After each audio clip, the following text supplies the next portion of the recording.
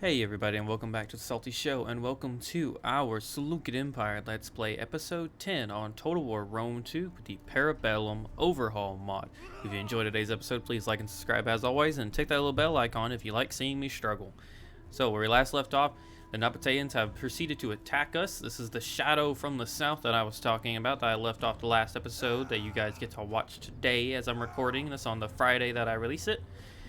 And I've been looking at this page for a little bit now, and obviously we're heavily outnumbered. However, if you pay attention, and you can see almost 1,000 of that army is from these desert spearmen, which we have them, and they suck. Like, they're horrible. Their morale will break, meaning if we can handle their Caravan Guard and their swordsmen and the general, along with their cav, of course, we should have this somewhat okay. I'm gonna quick save real quick just to make sure it doesn't crash or anything. We have a lot of range. We've got some pikes and cav. It's gonna be interesting to see if we can hold. We're gonna need our range to eliminate their cavalry before their melee, or before their skirmishers can eliminate our frontline pikes. We're going to keep our general in reserve and make sure he doesn't get hurt, because if we lose our general, I feel we lose this battle. We do have a very nice... We could honestly deploy in the corner camp. I don't really want to make that this type of series, though. So what we're going to do is risk it and obviously not corner camp, even though we might regret it later. I'm trying to deploy these units on the top of the hill. And we're gonna have you guys there, there, there.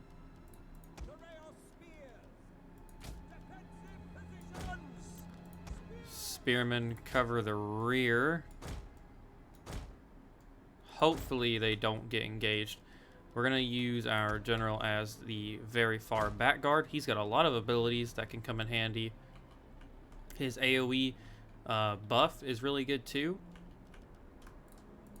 And then we're going to use our javelins on the left flank here. And let's put one like right there. One right there. And hopefully move this one just a little bit.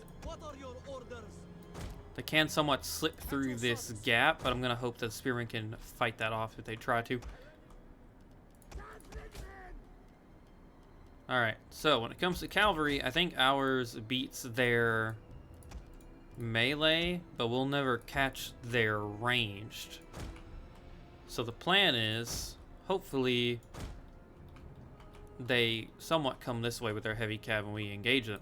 I want to make sure that everybody is not on anything I don't want them on. Bracing them around melee defense, that's not...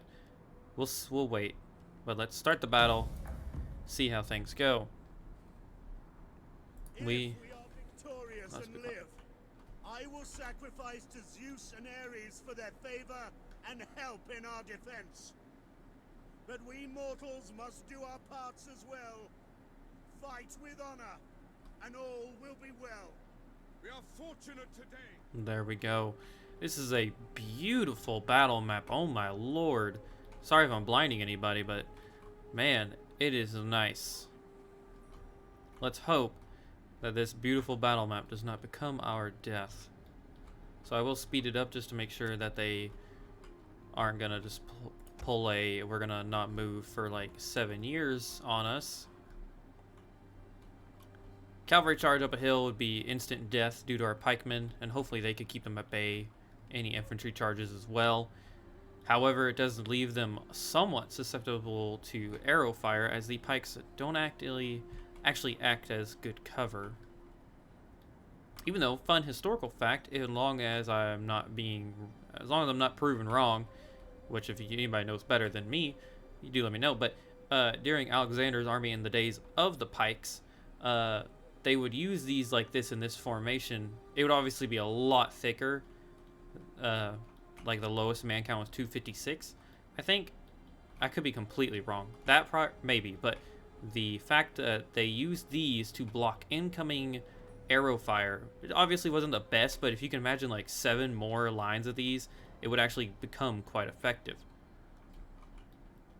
That could be a fact that's somewhat dated, but I think it was pretty cool. So yeah, they're Desert Levy and Spearmen. Okay, so they've placed their good units on their right arm, which thankfully is actually the arm in which we are encircled in. We're gonna get our archers to counter anything they send our way. They do have light peltis, so they have a lot of javelins, which will do damage. A lot of damage. But if we can skirmish their units, we'll be able to hold. But we'll have to see what they do. This is a massive force. Caravan Guard are basically hoplites, and the Nabatean swordsmen are pretty good too. Ooh, Caravan Guard got that ugly shield. Ugh. How y'all gonna tell me you can't afford a better looking shield than just a really strong wooden one? Alright, so I'm gonna put it on slow-mo, because I don't know if I want my archers to target their basic skirmishers. Obviously they're gonna do damage, but they're gonna soak up a lot of our arrows. I think what I'm gonna have them do is 2 of these units. They're already trying to flank us, so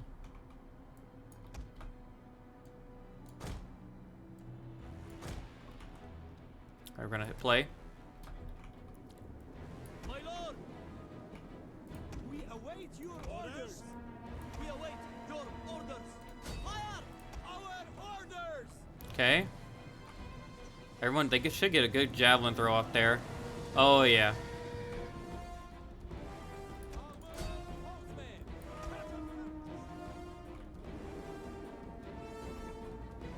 A good charge.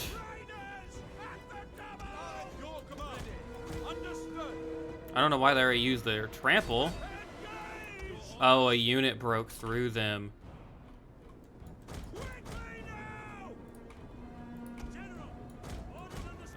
I'm gonna put it on slow-mo here real quick, everybody. I'm sorry, but I really want to make sure we're targeting what we need to target, which we're not on this side. Target them. They're broken. So we're gonna divert course. Put it on pause real quick. I'm sorry, everybody. We're gonna pop a raised banner. And we're gonna go back to play. Give chase.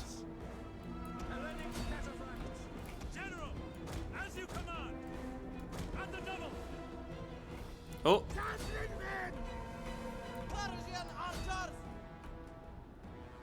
Ooh. That unit. If we can break this right flank, we'll be able to help our general. Go at a formation attack.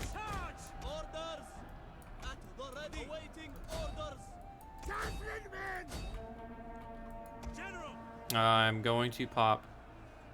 We don't want to pop that actually. Rally. Does that give? We should be able to break this right flank pretty alright.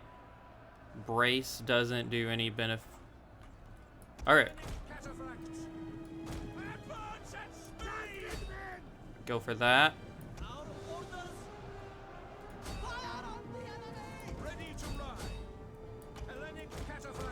Get our heavy cav around the rear.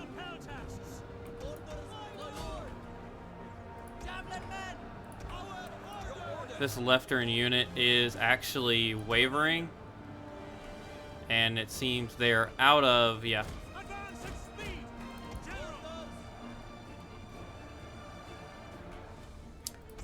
So with that,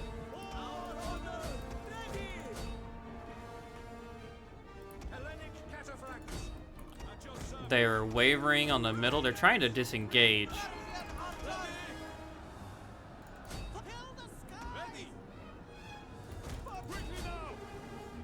Try and break that unit.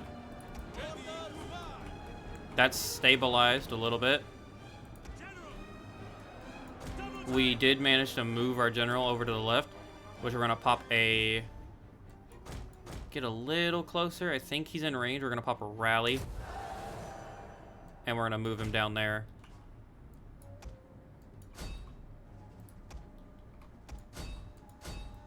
Ooh, get that cataphract unit out of there.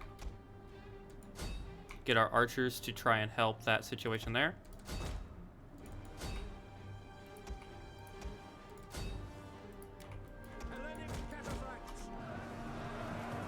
Yes, rain.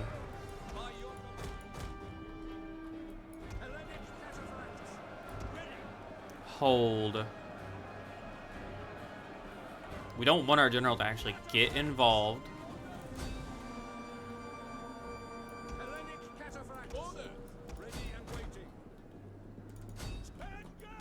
The enemy general is dead. All right, there goes our general.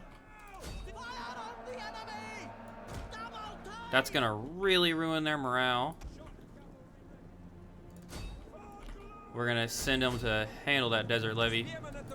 Meanwhile, these two units, reform your line. Reform your line. Pop a battle rhythm, I think. Nah. We've broken that unit. The Nabateans have underestimated our quality of arms.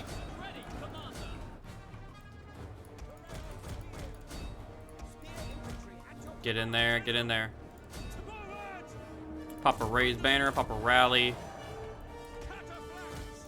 Let's mow them down.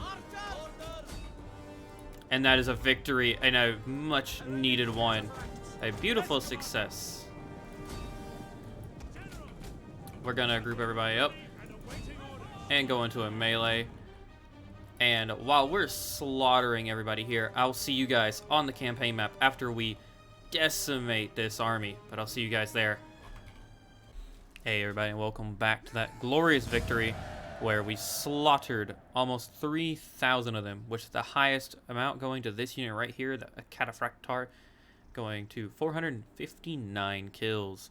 So we are going to probably, I shall say, we will release them to gain the money. We captured 600 of them. It shouldn't be too bad. Which, if anybody ever knows, let me know. If you release them, do they go back to their armies or corresponding factions in any Total War game? Because I've always found that interesting, because I have my own private little Three Kingdoms campaign going on right now. And I was wondering if you release captives in any of the future Total Wars, do they go back to the faction? Or is it just a diplomatic thing? Defeat the Burning Sands. Oh wow, that's nice. We just got this. Oh, we will gladly. So some benefits here. Our spy ranked up. Might as well try and get more food or something like that. Judging this army here, I'm just looking. It's a very weak army for what Sparta could probably muster. Because I do want to point out to everybody that while these units do not cost anything to upkeep, meaning they will eventually, yeah, see, like these mercenary Hellenic veteran hoplites, we will eventually be outclassed if our economy cannot grow. Commander. So this commander leveled up. We range, or this is the army, my bad. So damage by all army units, missile damage, or missile damage inflicted by all missile units, 3 shots per, or armor, or morale offensive. More than likely, we'll be doing a lot more defensive battles.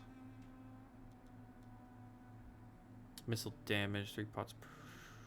Go for the overall damage. And let's grab this army and hopefully kill them. Yeah, they're gonna run.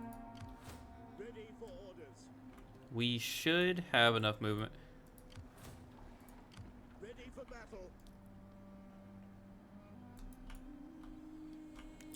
as much as I want that mission, Commander, we are going to actually withdraw. on the move. Right there. We can't fortify, sadly. March. But we're going to keep these mercenary sea archers as they helped a lot in that skirmish. I think we're going to get some simple pikemen with Soldiering. our very limited funds. Obviously, we're going to lose Seleucia at this point. I don't think we can hold it with the force that's gathered there. But we've curved off that Nabatean incursion. You have built... We're trying to replace these mercenary archers with slingers, which honestly I know it's a bad idea, but we need range to beat these units as they are very low armored. Well, they're 48 due to their shield, I bet. They're at 48 too. So maybe slingers aren't the way to go, even due to their cheapness. Yeah, they have only an armor piercing of 8, while missile damage for a Syrian archer unit, or Persian. Well, I'll tell you what, their armor piercing is only 4. But their base damage is obviously a lot higher. If we go to a Jav unit, their missile damage is 12 armor piercing. Ultimately, I think it depends. Yeah, they have 100 armor. We hunger for battle. Got our little perfect army here. Egypt, though, is ambushed stance, like right here somewhere. So we obviously got to watch out for that. To public order, we're getting 40 dried fish. We're getting the food. Okay. Commander, So with that army there, 13. Gonna go ahead and recruit another slinger unit. fight with us. That port will be done next turn. Edessa seems fairly safe. So we might we don't have the money to expand it. Never mind, I lied. Let's just go ahead and we can't actually one more turn. This army could definitely hold against that, especially with the garrison acting as a buffer. This army, I think we need to invest in a little more. The mercenary Persian cavalry were really good. They act as a very expensive... We could get the Hellenic light cav and they would do just as good, other than their morale's a lot lower.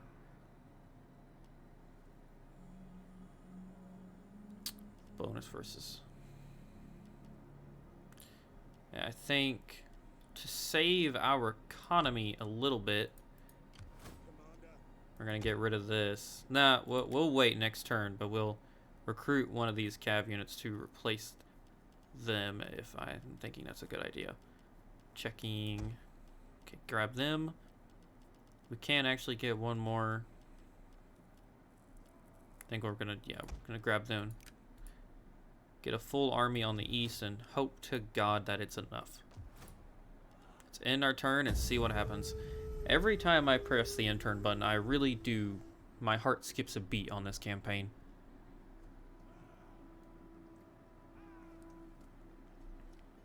Okay, so the Galatians pulled back.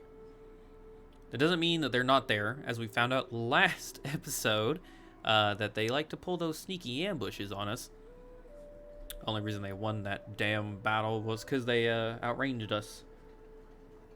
However, this is what I expected to happen. The Qudri are attacking us.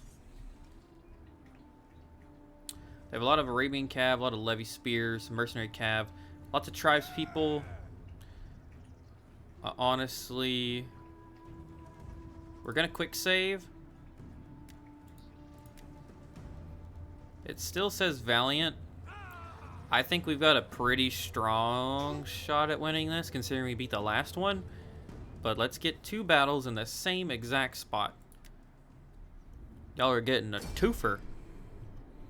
This is actually episode 10, I believe, if I'm not right or mistaken. Let me check here real quick on my handy dandy app. And it is. It's going to be episode 10. I will play this episode for as long as I can, actually. Which max obviously will be an hour. But, so this map, not nearly as good looking as the other one. But they have a lot more cavalry than the last one. which obviously does incentivize me to corner camp, but we won't. We're not those type of people. What we will do, though, is use this shrubbery here as good cover. So, yep, group you guys up like normal, toggle guard mode. Y'all cover that unit. You cover the right side this time, and you cover the left side. Spearman on the left. Orders understood. Turn that right there, like that. Good job. And same tactic as the last. See if we can pull this off again somehow. We are at your command. Javelin men. Hopefully the trees don't block too much. Elite archers. And then we'll deploy the general facing backwards. Make sure he doesn't get rear charged. And we'll have the cavalry, just the cav, sitting right here and wait for the flank that we know will probably come. I'm going to turn around. I regret making that decision. Javelin men. Group up what remains. All right, let's Elite begin the archers. battle. They have a good, strong avenue of approach to where if they've started over here, I'm going to get away from the general. If they started over here, they can make their way around the forest and flank us. But it doesn't appear that they're going to do that. Their cavalry do outnumber us quite a lot. To arms. But we have very strong cavalry, meaning as long as we can divert our spears to the rear or wherever they decide to attack, we should be okay. Spearmen, ready for orders. I always debate turning these spears to melee mode to get rid of those peltis, just in case. They should be okay though. Orders, my lord. Javelin men. We're gonna speed it up. There's their general, Desert Heavy Lancers. Okay, so that's a, if we can avoid their charge and get them in a melee, we might actually do pretty good. Yeah, a lot of cavalry. Tribespeople are a Jav unit, very low morale, I would assume. Same goes for the Spearmen. Basically, what we are watching for is the encirclements and what range they have. They're coming at us at an angle. We're gonna. Archers. Royal peltasts. Okay. Pikes at the ready. As you command. Ready. We're gonna rotate our formation just a little bit. Yes, Commander. Hellenic cataphracts. Rotate very quickly, please. Bronze shield pikes. We really don't want to be out of formation. Okay. Pike wallet back up. Get the standard bearers in the rear. Persian archers. So the game plan Advance at speed. is definitely, we got to turn the general around here. Game plan is going to be to snipe Shield pikes. snipe their general as soon as he's in range. Ready. Our cavalry can easily be outmaneuvered and killed here. But if we can just get one spear unit in to help them before they die. Here they go. A massive force. Their general is staying in the back. That's not good. Our cavalry can only be designated to one side. Arabian cavalry and mercenaries I don't think are that good. The desert lancers though are. It does look like they're sending their cavalry on a suicide charge though.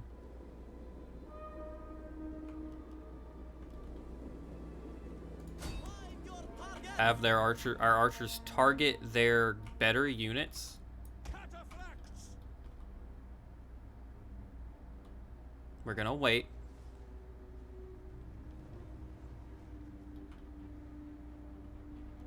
Are they really gonna just charge into this pike unit? Oh, please tell me this is gonna kill them. It does! Thank God. Alright.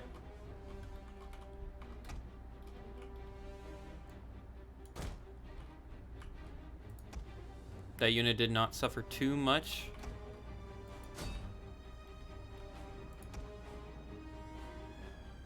This guy looks like he's heading for this.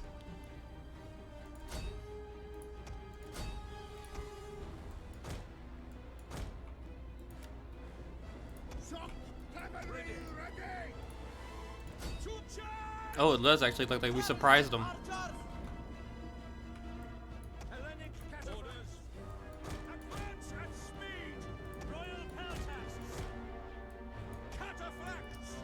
Alright, we're engaging them. Disengage that unit. Go for a little rally here. Or no, let's do raise banner.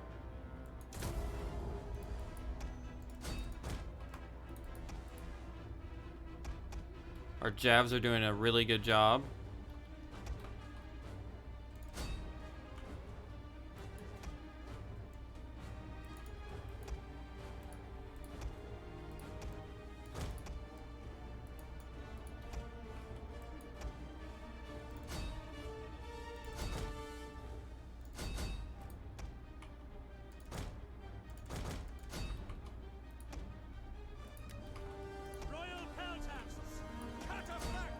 We need to kill that unit.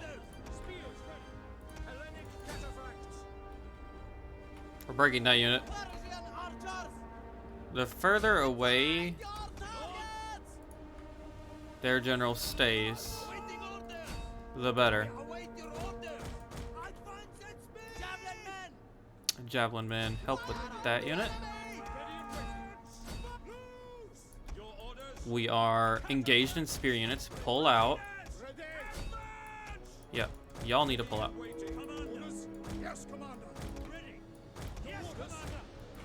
Keep running.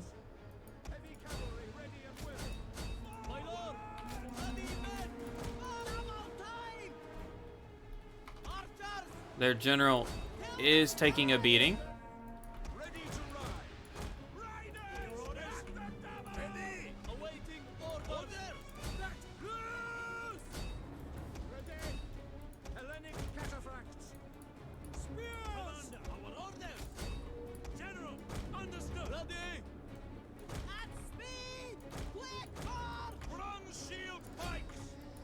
Okay.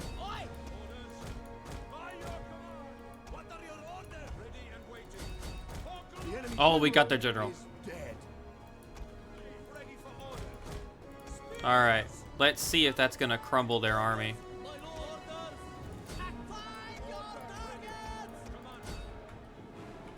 Get some close-up shots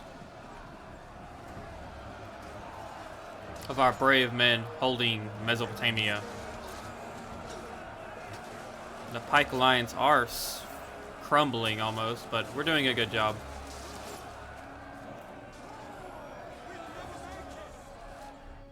Honestly, there's not much left to see here. Yeah, they're mass routing. And honestly, there's not much really we want to kill here. We're going to continue, or end the battle. A decisive victory. We're losing only 400. Who gets the top killer today? Looks like it goes to this, actually our best unit, the Hellenic Royal Pikes, 260.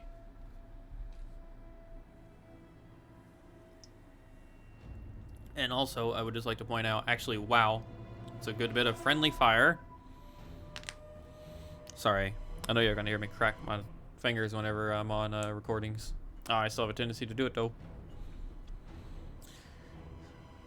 I honestly don't know how long I've been recording. But I hope y'all are enjoying. We got two very large battles in today where this outnumbered army, due to its quality, ruined the enemy. I will say though, unlike the Nabateans, the Qudri showed their reliance on their initial tactics of charging brute force and it did not work. The Nabateans tried to outflank us, while the Qudri just charged. They used their best units against a pike wall. For this, we're going to release them as well to make more money. And we're going to get those 3 new units next turn. And we'll be able to mop up, hopefully, the Qudri army and the Nabatean army if they're close. Infamy, we'll deal with that in a minute. Oh, a bit of a cleric. Enemy morale. Well, that's okay. He also earned Heroic Companion, which, wow, plus 15 morale for all units. Construction was, he also earned a Mercenary. Let's make sure he has those equipped. Where is it, actually? This is not the same man? It said he earned a trait, I thought. A bit of a cleric. Yeah, him. Huh. I don't know. It doesn't say he has that trait. Maybe it's due to the fact that these are locked or something. Either way, let's handle this infamy real quick. Politicians in public have both become inspired by a great young orator. He's always ambitious and gaining the favor of rabble. Although he has yet to disparage you, he hasn't supported your endeavors either. Let us...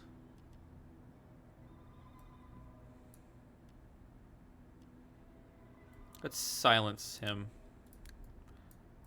Our poor family. We've taken very many casualties.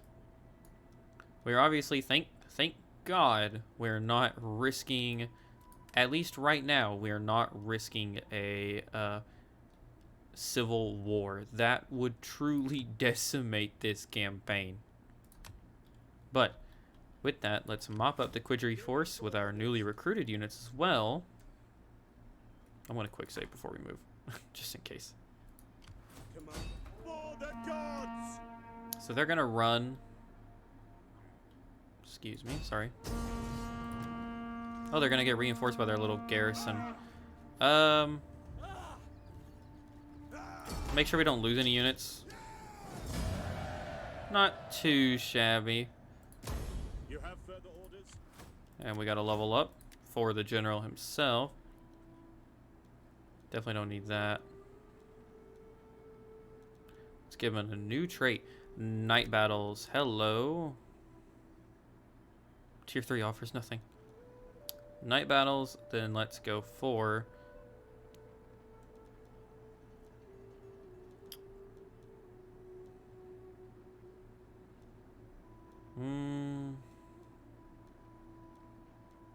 That morale for man. Oh, that movement. Commander of men. At your command. At once. So Dora is open to take back. Commander. We're not going to do it this turn, obviously, because we don't have the movement range. I feel kind of bad getting rid of this Persian cav, but I really think we should do it. Also, we are now at risk of losing another, or facing another rebellion due to that rebellion being a full stack now, and they're not attacking. At your command. Yeah, that base morale is huge, but it's 410. That's too much, I think. So thank you for serving. Goodbye. Now, in their stead, I think we should still replace them, but what would we replace them with? And I think it's either a cav or a pike unit. We've got 4 cavalry. We've got 4 pikes. We have 8 range, though. What is the difference between a Hellenic Light Peltis? 103. Okay, they're more expensive. Their morale is a lot higher, though. We're going to do a pikeman, just to be safe. Meanwhile, we built that building over here. That allows us to get some new units. Not really anything important, honestly. And we can get Periorikoi's barracks or our sitters. We can get actual... Tis the question, which one do we want? for now, nothing. We want nothing involving that because we're poor. Commander. You've got 4 cavalry. You're actually slacking on the pike, the amount of pikemen we have. So we're gonna get. Well, I'll tell you what. You're slacking because this is a far more aggressive army. We only have medium range. We could obviously recruit the mercenary Persian archers. I mean, they have served really well. I don't necessarily think, though, this army would benefit too much from it due to the fact of how aggressive it is. So we're going to go ahead and risk it and get 2 more pike units. Meanwhile, we do have over here, we're going to lose another one of these guys and keep that the way it is. Man, I'm just waiting for us to lose something. I want to build. Do we even have enough to build anything, though? Probably not, but we're going to try. We do not. All we have enough to build is a concentrated grounds. So that sucks. Welcome, honored emissary. They do not seek trade. I wonder if Nabatea would take peace. No, they do not. Neither would the Qudri, I'm sure. Well, we can't because they're a satrapy. It's satrapy of Maine. Alrighty. The Galatians. Nope. No one wants it. Nobody wants peace. You should never check for peace. You're gonna just not get it. So we need to save our money. I say, I'm worried about getting a slum. I wonder if you leave the site undeveloped for too long, slums will appear. Okay, so we actually should be able to recruit the pike units. It won't be next turn that the slums appear. I don't know why they'll let you get Hellenic war chariots in the siege or engineer workshop, but so what do we want? Why would you want that? Why would you want any of these buildings, actually? Strange. We want something that actually would boost our economy in this region. We're getting a benefit at Tarsus of commerce and substance. So nothing much. But we could go public order and commerce. The public order is doing all right. It's stabilizing. Taxes is obviously the biggest hitter. Thankfully, Hellenic culture is finally, never mind, it's going back up for some reason. And they have built one hell of a garrison. Well, what we might do, if that's the case, is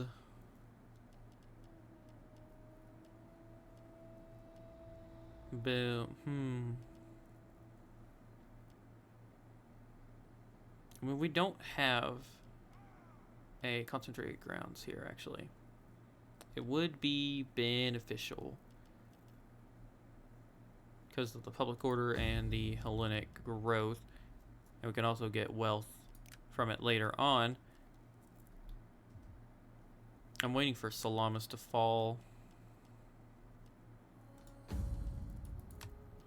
This makes you really appreciate the fact that later total wars give you garrisons, stronger garrisons, because this takes 9,000 to upgrade in 6 turns, and you still don't get a good garrison. You don't get a good garrison until level 3, and it's these 2 units right here. And same goes for level 4. So you're really fucked when it comes to garrison unless you have an army. We'll get to concentrated grounds, try and work up our culture there, just like we. So yeah, in Antioch we're losing our culture due to the Nabateans and the Qudri holding. But let's end our turn, and I think we're gonna end it next turn, guys. I'm sure I'm reaching a close to an hour mark, so I'm sorry if it's a little under, but definitely don't want to risk going over an hour and releasing a extremely long video, which if I did, I'll cut this into 2 parts, but I'm trying not to do that because this has been a very fun and exciting episode 10 for us, and I'm sure many of you all will enjoy.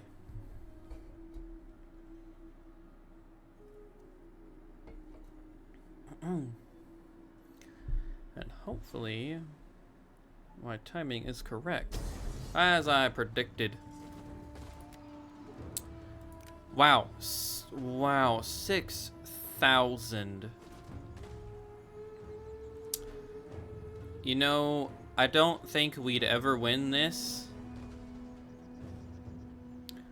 I'm going to end the video here. I think I'm gonna play around with this video or this episode battle to see if I could even run it with how many people there are here. I'll let y'all know in the next episode how it goes, depending on where we pick up at. Obviously, you won't miss anything else after that. But if you've enjoyed today's episode and the 2 glorious victories we've achieved with our army led by Patrocles, like and subscribe as always, and click that little bell icon to be notified when I post these videos that you all so dearly love. But thank you all for tuning into the Salty Show. I've been Salty. I hope you all enjoy whenever you watch it on week or weekend. Peace out.